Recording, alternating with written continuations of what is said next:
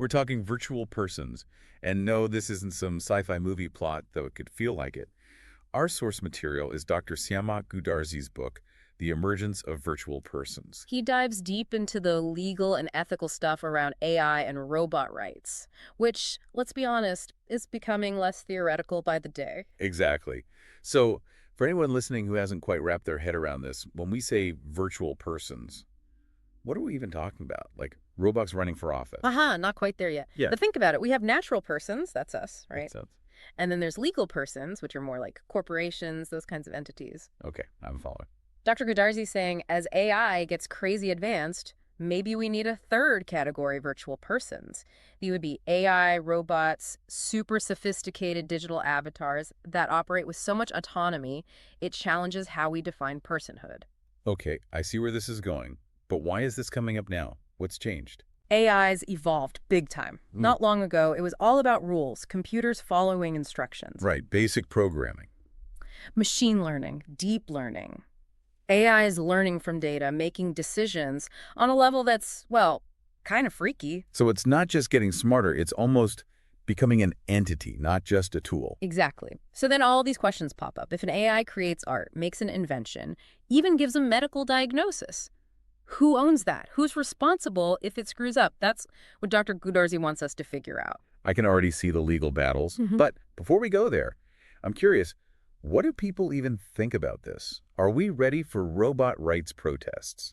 It's interesting, Dr. Goudarzi talks about global surveys. Turns out most people aren't fully on board with full-on legal rights for robots, yet at least. Yet, so there's wiggle room. Here's the kicker.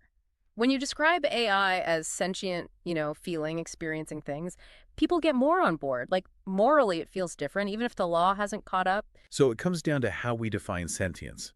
And when does that change how we treat something, legal and ethically, which is huge. And that's where history comes in. Dr. Goudarzi takes us way back, talking about how the very idea of legal personhood has evolved over centuries. Never thought of it that way, honestly. We kind of take it for granted, right?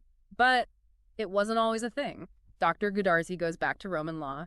Persona ficta, they called it. Sounds fancy. Basically, it allowed groups, not just individuals, to have legal standing, like the Roman state itself or even corporations. So recognizing an entity needs a legal identity to function in society, even if it's not one human. Exactly. This idea grew throughout history. The church became a legal person in the Middle Ages. Later, joint stock companies. Legal personhood was key for them to exist and be held accountable. Dr. Goudarzi uses these examples to show how we might think about virtual persons. Okay, so historical precedent exists. But to be clear, what makes a virtual person a virtual person? Good question, and Dr. Goudarzi's got a framework. 4 things. Autonomy, interactivity, embodiment, and personality.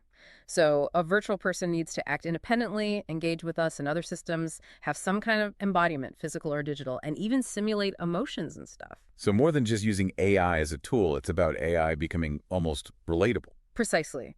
He even breaks it down further. Embodied virtual persons are physical robots, and digital ones are more like avatars, chatbots, that kind of thing. Each type brings its own challenges, legally speaking. This is a lot to unpack, but here's the big question that probably everyone's thinking, do we really need to be talking about rights for AI? Isn't that a bit? Now we're getting to the heart of it. And Dr. Goudarzi tackles this head on. He brings up sentience, that ability to feel, experience things, have good or bad emotions.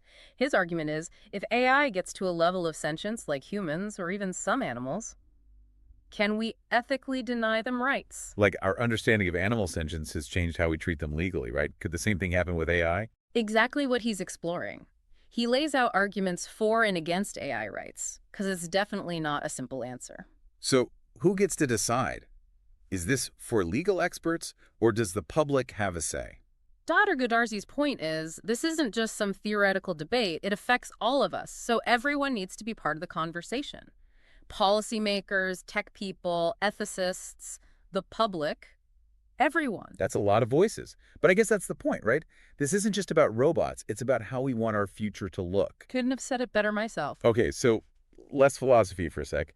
What are the actual arguments people are making right now for or against AI rights? All right, let's dive in. On one side, you've got the folks saying sentience equals rights, period. Doesn't matter if you're made of flesh or silicon, if you can feel, you deserve protection. Makes sense on the surface.